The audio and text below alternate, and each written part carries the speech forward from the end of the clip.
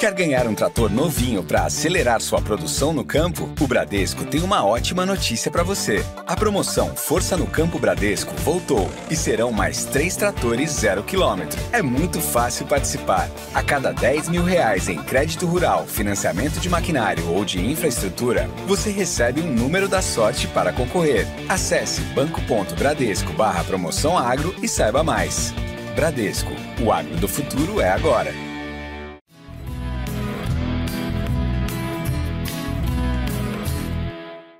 Olá para todos, sejam muito bem-vindos ao podcast Agrotalk. Eu sou Ângela Ruiz, jornalista, podcaster e produtora de conteúdo agro aqui na Climatempo.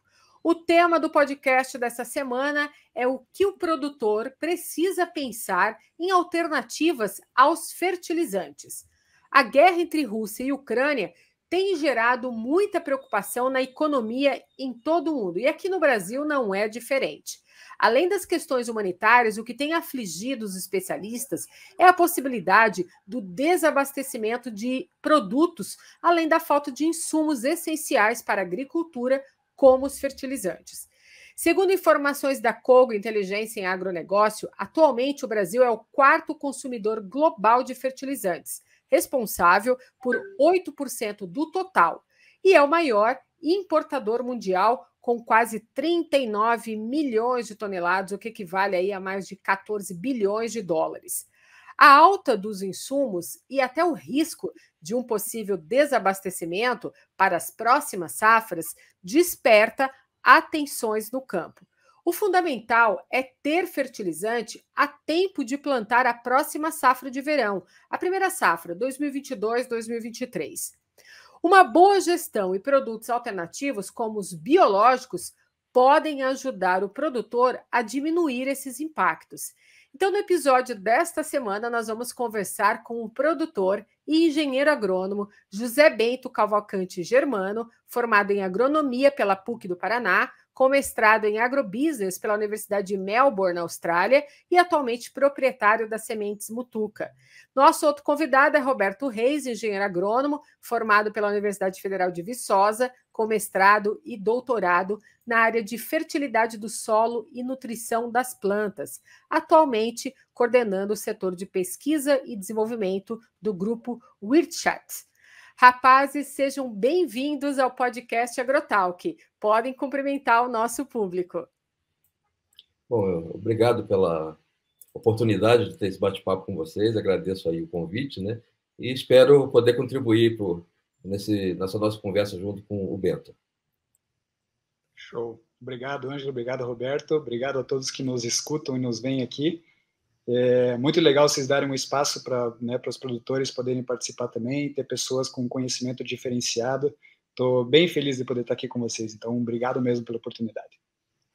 Eu também fico muito feliz em receber vocês dois aqui no podcast Agrotalk. Eu acho que é o nosso papel aqui no podcast, né? Falar um pouco desses assuntos, né, que estão preocupando o produtor rural e trazer você, Bento, como um participante, um produtor rural que vive, né, as dores e as alegrias do dia a dia, da rotina aí do campo. Então, eu quero começar com você, José Bento, e perguntar para você, porque assim, os fertilizantes hoje impactam o resultado de uma safra. Isso todos os produtores já sabem, né?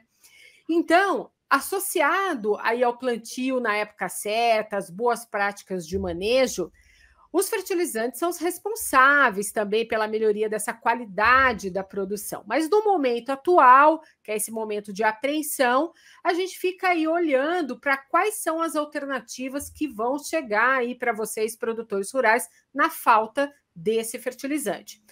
E aí eu quero saber de você, José Bento, planejamento, na sua opinião, é a saída? Como que você está administrando a questão dos estoques para o plantio da próxima temporada? Bom, vamos lá. Eu acho que o planejamento é o começo de tudo, e é o meio de tudo, e é o fim de tudo. Então, né, não começa sem você saber o que você vai plantar, né, dimensionar o tamanho da tua área, conhecer o teu solo, conhecer as condições em que você vai cultivar nessa safra, né, que a gente tem visto que tem uma tendência à seca, pelo menos aqui no Paraná, os últimos anos tem estado bem evidente, mas você né, se planejar com antecedência e saber, né, de tudo que pode acontecer, inclusive do que não pode acontecer, porque esse ano estava todo mundo na iminência de que ia explodir uma guerra na Ucrânia e na Rússia, e até então ninguém pensou que a quantidade de 85% dos fertilizantes do Brasil vem de fora, 1/3 quase vem da Rússia. Ninguém estava contando com isso. Então foi uma mexida no mercado violenta que, de novo, quem se planejou, né, pelo menos pensou aí 6 meses antes, 4 meses antes, né, já teve um pouquinho de respiro, já ficou um pouquinho mais fácil de trabalhar. Do jeito que a gente faz aqui, né, como eu mencionei, a gente procura sempre se planejar 6 meses antes. A gente já está com o inverno comprado e agora a gente está se planejando para comprar o verão. Normalmente a gente compra o verão e a safrinha juntos, mas como, né, os preços são mais altos, agora deu uma refrescada porque o dólar deu uma caída. Exato. Então a gente vai dar uma analisada e ver se realmente faz sentido já comprar tudo agora. Mas de todos os anos, pelo menos 6 meses antes, porque mesmo que não tenha guerra na Ucrânia, que não, né, sempre existe risco de não entrega, sempre existe o risco de escassez, e você ficar sem o produto para começar a safra, você não pode, né? Se você sabe que você vai plantar, se você é produtor rural, e você tem que botar semente no chão lá e tem que fazer crescer, você tem que botar adubo. A Mutuca tem um certo benefício de poder comercializar, né, comprar fertilizantes em um pool. A gente compra em grupo, então consegue volumes maiores, então consegue condições comerciais melhores, mas isso não isenta a gente de ter que ficar em cima e ir acompanhando o preço e, né, e garantir, não dá para ficar deixando para a última hora. O que é realidade diferente de muitos dos produtores menores, né, que às vezes tem que engolir um pacotão, tem que comprar no preço que está, e eu vejo que os principais afetados por essa situação vão ser os produtores menores, infelizmente, que vão ter que aguentar o tranco aí. Mas, né, voltando ao mesmo ponto, planejamento para os pequenos produtores também, saber o que eles precisam, quando eles precisam, para que façam tudo com antecedência e não passem raiva lá na frente. Sim. Ou seja, você está tranquilo, mas não está ao mesmo tempo, né? Precisa sempre ficar de olho aí nessa balança. Interessante comentar, que ele falou do planejamento, né? Inclusive, tem até um filme que ganhou o Oscar há pouco tempo, que fala: quem falha no planejamento está planejando falhar, né? Então, realmente, planejamento é tudo para você ter sucesso futuramente. Exatamente. E olha, José Bento, além da rotação de cultura, plantio direto, você tem apostado também nos biológicos? Conta para a gente um pouco sobre a sua experiência no campo com relação aos biológicos. Temos sim, Angela, né? O plantio direto é prática consagrada aqui na região dos Campos Gerais, né? Principalmente aqui na região onde a gente está. E a gente tem áreas com mais de 30 anos de plantio direto aqui, e realmente a construção de um perfil de solo saudável, né, de condições de químicas, biológicas e físicas também, eu dou bastante crédito ao sistema plantio direto e a rotação de culturas como práticas clássicas e fundamentais para os agricultores. Os biológicos começaram mais recentemente, eu acho que deve fazer volta de uns 3, 4 anos que a gente tem usado assim em área total, porque era novidade, né? Surgiram agora como, né, uma alternativa aos químicos, não necessariamente uma alternativa, mas uma ferramenta que auxilia, e de uma forma que a gente começou pequeno, né, com algumas empresas, foi testando, viu que, né, trouxe resultados significativos. Para a fertilidade que a gente tem aqui na Mutuca, acabou que não trouxeram gigantes resultados, né, diferentes de tantos sacos a mais entregues e tudo mais. Mas ele serviu muito bem como um seguro nesses anos de condições mais adversas. E eu vejo que a indústria de biológica é uma indústria que tem crescido aí cerca de 15% ao ano. É brutal, né? A maioria das empresas que estão atuando são empresas nacionais, a gente tem empresas que são parceiras nossas aqui, a Biotrop principalmente, e eles têm trazido soluções diferentes, né? Principalmente agora solubilizadores de nutrientes, né? De fosfato, principalmente no solo. Então eu vejo como excelentes alternativas, não para substituir, mas para a gente ir para um rumo de que a gente possa aproveitar melhor o que a gente tem no solo, porque a gente tem um banco enorme de coisa aqui no chão, né? O meu pai sempre diz que embaixo da fazenda a gente tem outra fazenda embaixo que você, né, que nem imagina que tem, e tem um monte de coisa lá que tem que ser explorada, que às vezes está indisponível, e que, né, situações como essa trazem oportunidades para a gente pensar, para a gente rever conceitos, né, para a gente realmente ir atrás de informação que seja válida para trazer resultados, mesmo em momentos de crise agora, de escassez. Sim.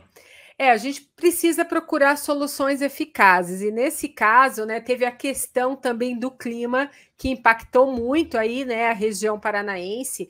Então, o fato de você ter utilizado esse biológico, essa sua experiência com ele, ajudou muito nesse equilíbrio, né, do impacto do clima e quando você utilizou o produto. Então, você já enxergou uma solução eficaz por um problema, né, de seca que ocorreu no Paraná e que deu uma balanceada ali para você, para não sofrer tanto impacto assim como outros produtores rurais que a gente conversou e a gente viu que foi muito impactado, né? O clima realmente aí, o Laninha, né, andou bagunçando a vida aí dos produtores rurais, principalmente da região sul. Roberto, eu queria te perguntar a respeito do que o Bento estava falando, né? Diante desse cenário aí de muitas incertezas, né, buscando alternativas, é importante, como o Bento colocou aqui, encontrar soluções, né? É experimentar todo dia no campo. E os produtos biológicos, eles podem ser aí grandes aliados quando, é claro, utilizado, né, para complementar aí os trabalhos, as aplicações, ajuda a melhorar a eficiência dos insumos, né? E aí eu quero saber de você o seguinte: soluções direcionadas dessa, como biológico, é uma saída hoje para o produtor rural na falta do fertilizante? Bom, vamos lá, né? Como o próprio Bento comentou, né? Esse ramo de produtos biológicos vem a ser uma nova ferramenta à disposição do agricultor. Isso é muito bem-vindo, né? Porque tudo quanto qualquer ferramenta nova, qualquer informação nova que vai ajudar o agricultor, induz ele a chegar ao sucesso. Então, o biológico, com certeza, veio para ficar. Como o Bento comentou, o número de empresas é crescente no Brasil, né? E sabe-se que na linha dos biológicos, principalmente para controle de praga, de doenças, já é bem avançado o estudo nesse sentido. Né? E por que eu falo dessa importância? O agricultor, na minha opinião, ele tem que ter uma segurança de que, ao usar uma tecnologia, usar um produto, uma ferramenta, ele vai ter um resultado que se espera, ou seja, não é para usar ele como cobaia, né?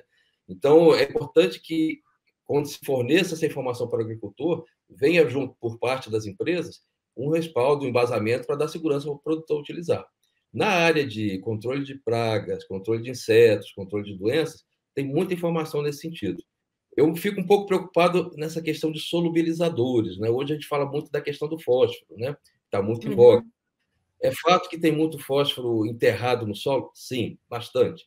O que eu acho que levou um pouco a esse acontecimento? Muitas das vezes, as recomendações de adubação não eram feitas com critério, né? Por exemplo, de nada adianta ter um solo entupido de nutriente, porque para a planta ela não quer um solo com alto teor de fósforo, alto teor de potássio, ela quer um teor adequado. Então, excessos, muitas das vezes, trazem problemas de interferência com a absorção de outros nutrientes, por exemplo, né? Então, voltando ao que eu estava comentando, existe, sim, uma grande quantidade de fósforo, de certa forma, não aproveitada no solo, né? Muitos falam em poupança de solo, por exemplo, né? Só que queria só levantar o seguinte: em laboratório, nós podemos determinar o fósforo total de um solo, diferente da análise de rotina que mede o fósforo disponível. Esse processo envolve o uso de ácidos concentrados e chapa quente, ou seja, uma extração muito agressiva, bem superior do que uma planta normalmente faria, né? Então, eu vejo um pouco com cuidado esse posicionamento de solubilização de fósforo fixado, tá? Eu acredito muito que essas bactérias vão ajudar, tá? Nós temos vários trabalhos mostrando que bactéria, vou dar um exemplo, micorriza, né? A micorriza, da minha época de faculdade, já praticamente 30 anos, era sabido que aumenta a absorção de água, aumenta a absorção de fósforo, né? Isso é fato, né? Então, existem vários trabalhos com bacilos mostrando que a colonização do sistema radicular vai dificultar a infecção por outras doenças, vai trazer uma série de benefícios para a planta. Então, de certa forma, eu não duvido que os biológicos trazem benefícios para as plantas. Só que nós temos que ter cuidado de como eles são usados para não pegar uma boa ferramenta e, de certa forma, trazer uma frustração para o produtor, né? Mas, realmente, eles vieram para ficar, trazem muitos benefícios. É uma ferramenta de informação consolidada em algumas áreas, como falei, pragas e doenças principalmente, né? Porém, temos que ter, na minha opinião, um pouco de cuidado sobre essa questão de, por exemplo, eliminar o uso de colocar nutrientes no solo. Esse colocar nutriente pode ser um fertilizante mineral ou fertilizante orgânico. Depois a gente pode até entrar nesse questionamento. E apostar que tudo vai ser disponibilizado pela bactéria, por exemplo. Outro ponto que eu acho importante também, eu falei do acúmulo de fósforo no solo, muitas das vezes foi devido a colocar excesso de adubação. Principalmente quando os adubos eram relativamente mais baratos, isso era muito frequente. Vou até dar um exemplo da época isso já deve ter uns 10 anos atrás, na época eu trabalhava no Chapadão do Sul, Mato Grosso do Sul, conversando com produtores que foram para a região há 10 anos antes dessa época, eles comentavam que não fazia análise de solo, botava qualquer tipo de adubo, então muitas das vezes colocava mais do que precisava, como também poderia estar colocando menos do que o necessário. Então eu puxo do chamado conceito 4C. Qual que é a dose certa de nutrientes?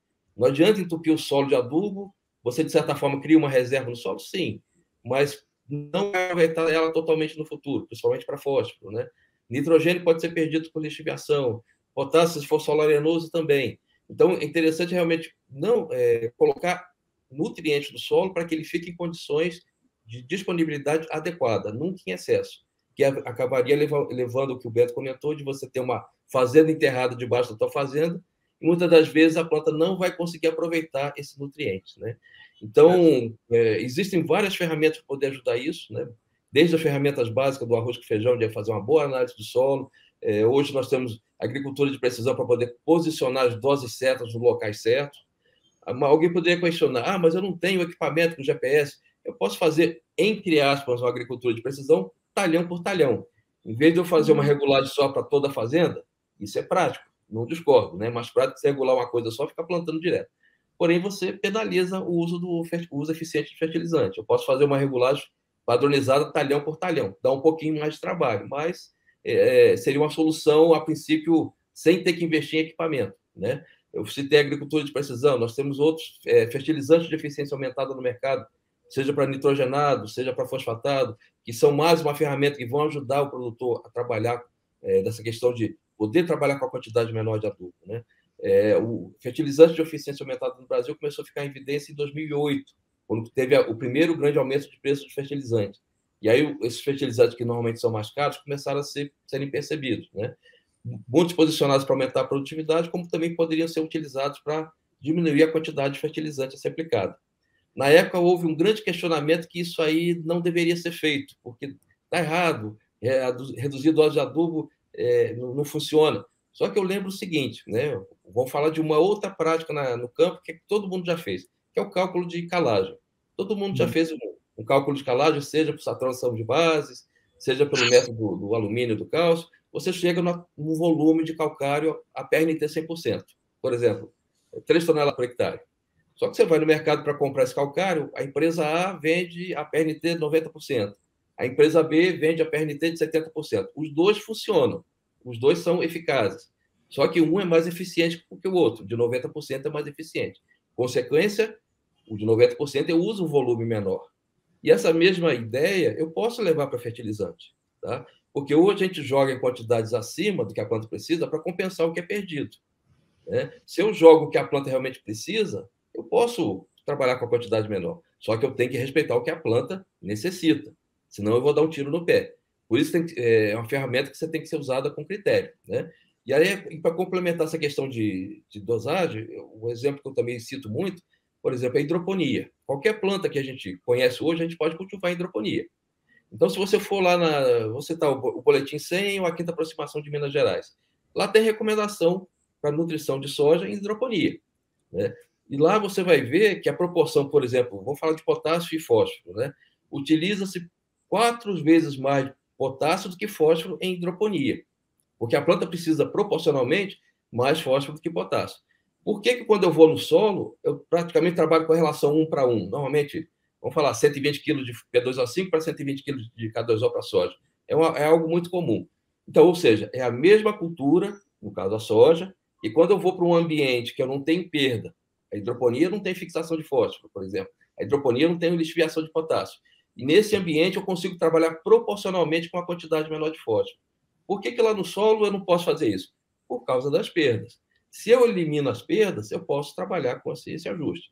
E quando eu faço diminuir as perdas, não estou falando basicamente só de usar um fertilizante diferenciado. Se eu promovo matéria orgânica de solo, o cúmulo de matéria orgânica no meu solo, se eu faço uma boa correção de acidez com calagem, se eu faço um bom plantio direto, se eu coloco fósforo localizado na linha, isso me permite trabalhar com doses menores, né? Ou seja, se eu sou mais eficiente, eu vou colocar o que a planta realmente precisa.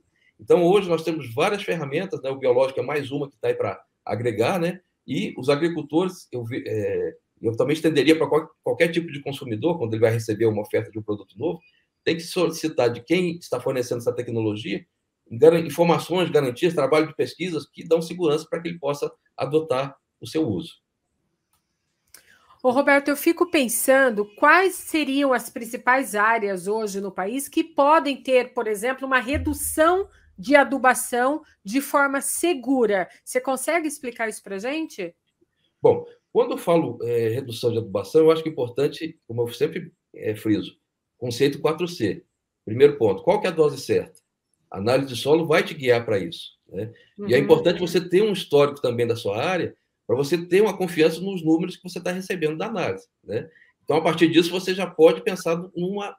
E quando a gente fala em redução, parece que está deixando de colocar alguma coisa para a planta, mas é colocar o que a planta precisa, tá? Sim. E aí, depois, entraria para manejo. Quando você pensa em manejo, você também pode trabalhar a dose. Vamos pegar um exemplo de um nitrogênio, por exemplo. Eu poderia fazer uma adubação de nitrogenada da cobertura do milho e uma aplicação única. Eu poderia fazer. Só que nesse procedimento, esse adubo nitrogenado, principalmente a ureia, estaria sujeito em grande intensidade às perdas. Como que eu resolvo isso? Parcelamento, né?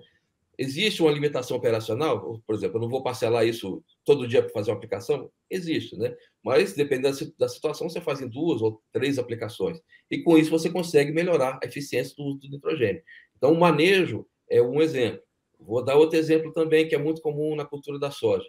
Aplicação de fósforo em superfície, a lanço. É uma realidade muito comum em muitas regiões. Operacionalmente, excelente fazer isso. Traz vários para o produtor, de acertar a janela de plantio, e fazendo isso ele já consegue um grande passo para aumentar a produtividade.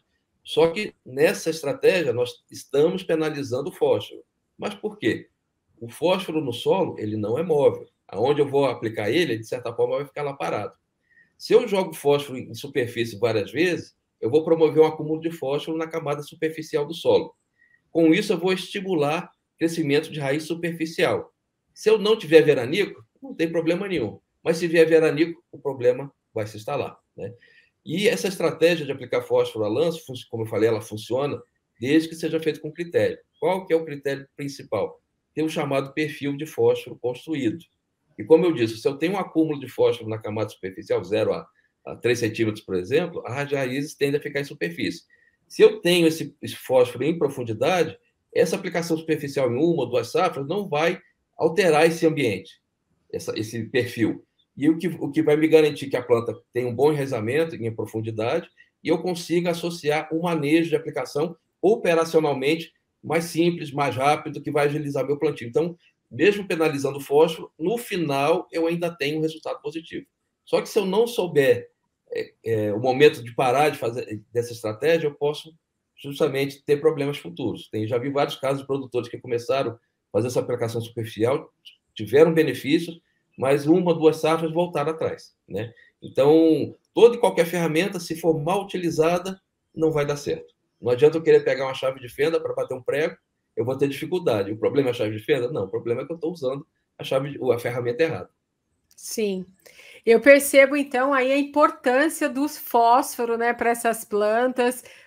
Vendo você falar para a gente aqui, a importância para o desenvolvimento, né, ele é insubstituível, mas é claro que existe aí condições, dosagens, o jeito de aplicar, E a experiência do engenheiro agrônomo, junto com o produtor rural no campo, vai ajudá-lo, né, nesse trabalho e a encontrar essas alternativas eficazes. O Bento está aqui, eu queria perguntar para ele o seguinte: você já está preparando a sua análise do solo? Que ritmo que você está aí no Paraná? O que você está fazendo no momento, Bento? Já estamos com tudo em cima, Ângela.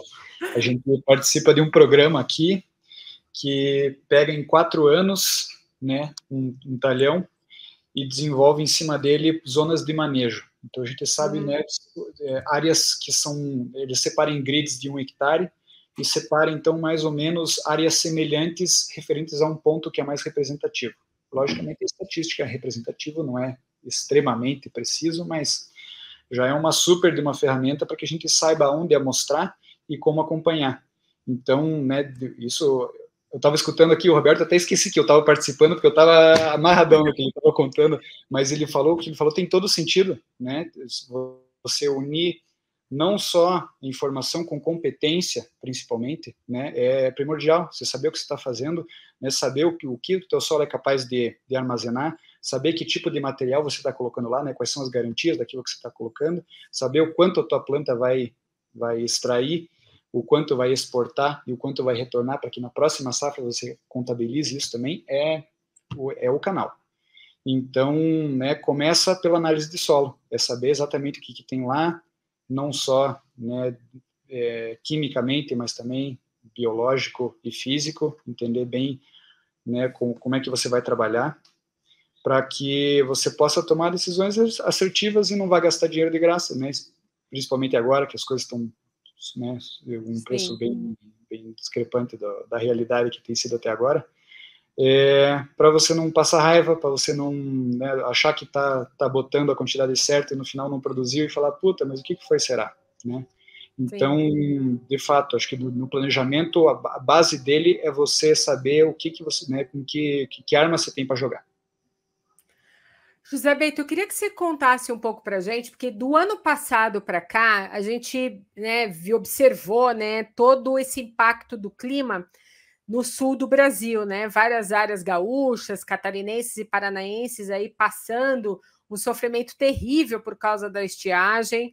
Nós temos aí o fenômeno Laninha, né, que implicou, né, nesse impacto todo da produção paranaense. Esse fenômeno ainda está ativo, né? Ele está ainda durante esse outono, ele vai continuar ativo. Os meteorologistas sempre estão aí conversando com os produtores rurais para estar passando para eles as informações, não só do clima, que é o da própria estação, mas também aí tem esse aditivo que é o Laninha, né?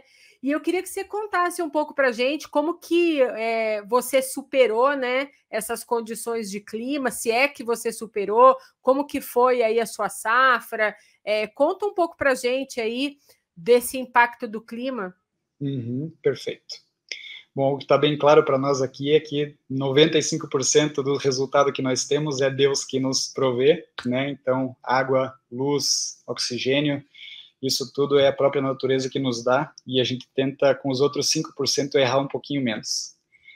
Mas eu dou muito crédito, principalmente, à construção de perfil de solo, né? Acho que esses mais de 30 anos de plantio direto, em grande parte dos nossos talhões aqui, foi realmente o que nos ajudou em todos esses anos a ter uma estabilidade produtiva, principalmente nos últimos anos em que a gente tem tido secas mais severas, né? Eu vejo que a região aqui dos Campos Gerais, né, perto de nós aqui, vejo a região de Tibagi, Arapoti, Ventania, Piraí do Sul, sofreram um pouquinho menos, né? Eu escutei coisas, eu li notícias, eu vi vídeo em WhatsApp de coisas assim que são de super entristecedoras, né? De ver pessoal perdendo lavoura e perdendo uma depois da outra, trágico, de fato. Então eu vejo que realmente a construção de um perfil de solo saudável, livre de alumínio, né, com a porosidade adequada que a gente precisa para que as raízes cresçam, isso aí é o seguro de vida que você tem, né, novamente, em conjunto com os biológicos, né, para que ajudem, né, nos outros aspectos também químicos e físicos, foi o que nos, né, deu respaldo e nos deu segurança para ter pelo menos uma estabilidade e não ter sofrido do jeito que todo mundo sofreu. Eu vejo que, né, conhecer também o clima da tua região, saber quando são as épocas de geada, quando são as épocas que dá veranico, quando são as épocas que, né, que seca e que chove, você conseguir, de certa forma, dar uma adequada no planejamento é extremamente válido também. Lembrando que, né, como o Roberto comentou, cada realidade é aplicada a lugares diferentes. O Brasil tem uma variedade infindável de condições de clima, de condições de solo, e para cada lugar tem um conhecimento, tem um pessoal que, né, que já está lá faz tempo, que já conhece, que está estudando, que está desenvolvendo trabalhos em cima.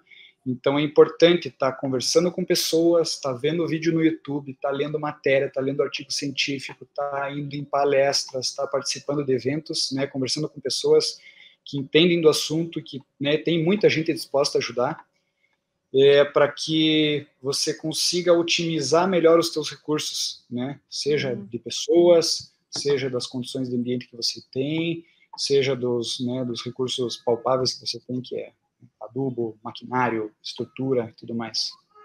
Então, acho que, né, um conjunto de tudo isso nos trouxe mais segurança, e é difícil você dar uma solução específica, falar, faça plantio direto, né? Porque tem regiões que o plantio direto não é a solução, né?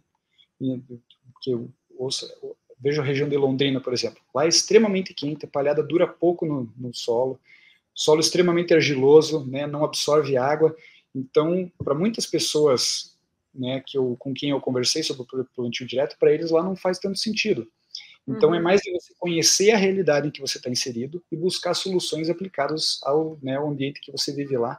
É isso que vai dar garantia de estabilidade, né, daqui para frente. Sejam práticas que, geralmente são práticas que levam tempo, não é de um dia para o outro que você vai começar a aplicar alguma coisa no teu solo e vai te salvar na próxima safra, né?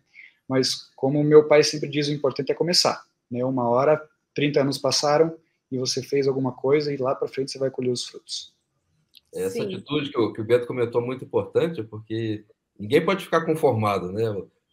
Você tem que ter a atitude de procurar sempre, independente da área que seja, da área que você atua, querer sempre melhorar, né? Que o melhor sempre é onde você ainda vai chegar. Então, realmente, o que ele comentou é muito importante, sempre buscar informações, né? Quando ele estava comentando do YouTube, eu estava pensando que na minha época, quando tinha a idade dele, não tinha essas ferramentas, mas hoje nós temos mais facilidades, tanto para o lado bom quanto para o lado ruim, mas o fato é que hoje muitas informações estão mais de fácil acesso, e realmente o ser humano não pode ficar conformado com a situação que ele está. Ele tem que querer buscar melhorar, ir atrás de ferramentas, senão realmente depois vai ficar chorando o leite derramado. Sim.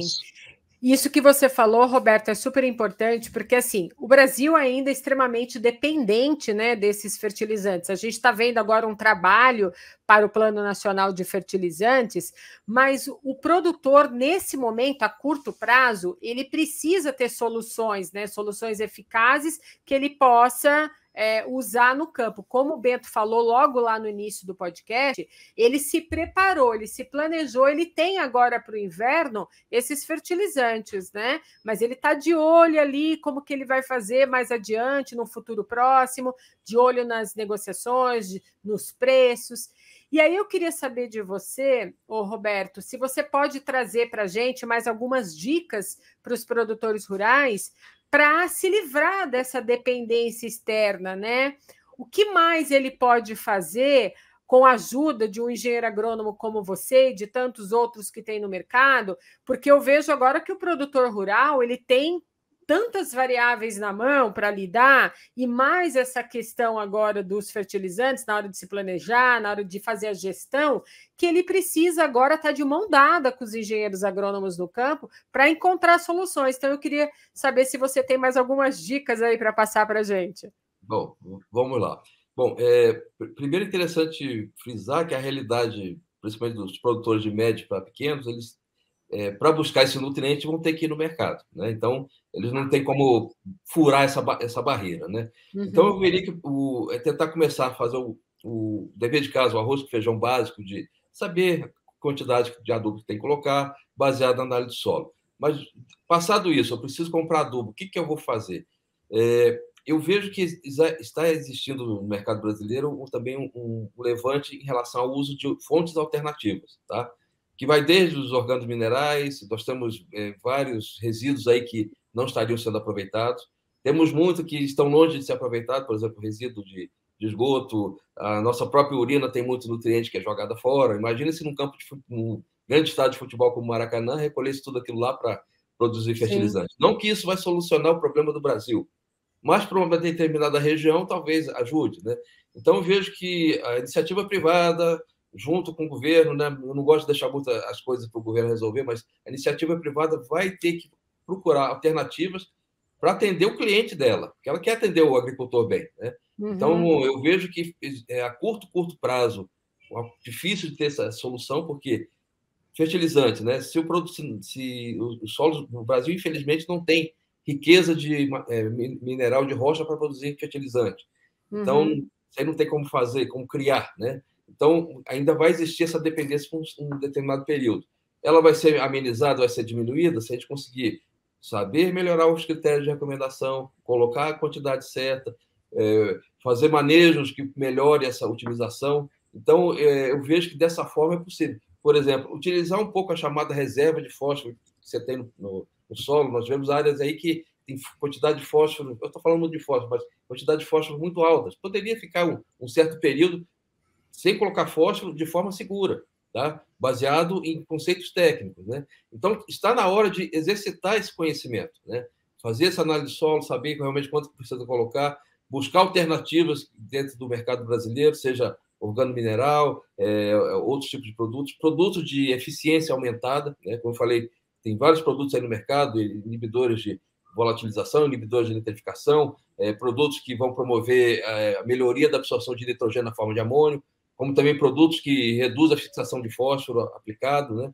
Então, os biológicos estão aí também fazendo um trabalho para mostrar o seu valor nesse sentido, né? Eu comentei que ainda existem poucas informações, pelo menos que eu tenha conhecimento, em relação à solubilização, embora há muitas informações falando de melhoria do ponto de vista biológico para a planta, controle de pragas e doenças principalmente. Então, são ferramentas novas que vão ter que ser usadas. Eu não vejo a curtíssimo prazo uma solução de aumentar essa oferta interna, tá?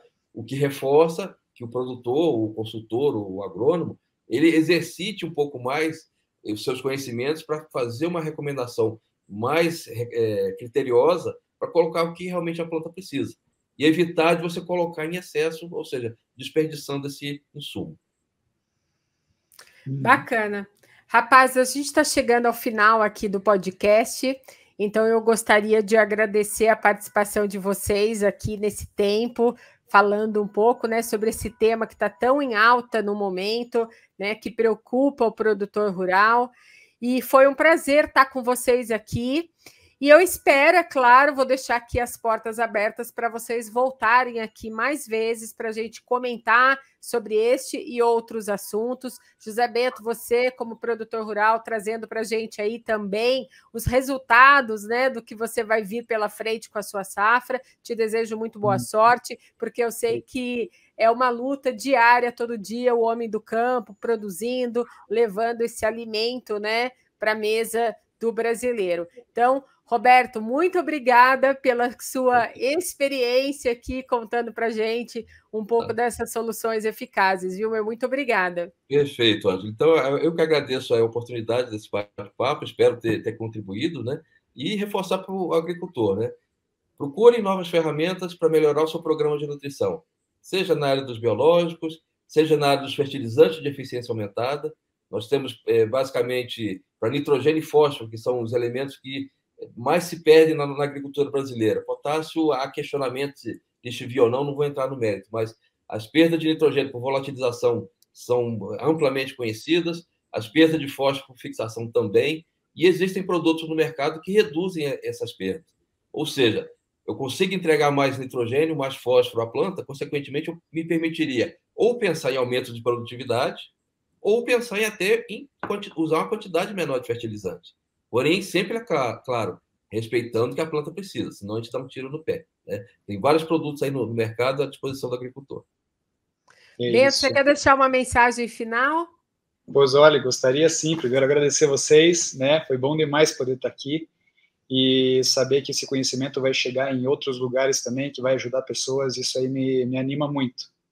E acho que, né, faço das palavras do Roberto as minhas também, né? Vão atrás do conhecimento, pesquisem, mantenham-se curiosos e saibam filtrar o que é de informação de qualidade e o que não é, para tomar, né, decisões mais assertivas, porque a gente quer todo mundo, né, o sol está entrando, as ondas estão crescendo, a gente quer todo mundo de prancha nova lá, e o pessoal gritando na praia lá, torcendo, todo mundo quer, todo mundo tem que se dar bem.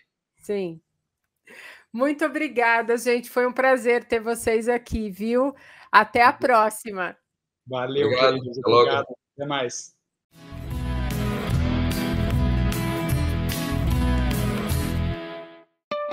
Quer ganhar um trator novinho para acelerar sua produção no campo? O Bradesco tem uma ótima notícia para você. A promoção Força no Campo Bradesco voltou e serão mais 3 tratores 0 km. É muito fácil participar. A cada R$10 mil em crédito rural, financiamento de maquinário ou de infraestrutura, você recebe um número da sorte para concorrer. Acesse banco.bradesco/promoção agro e saiba mais.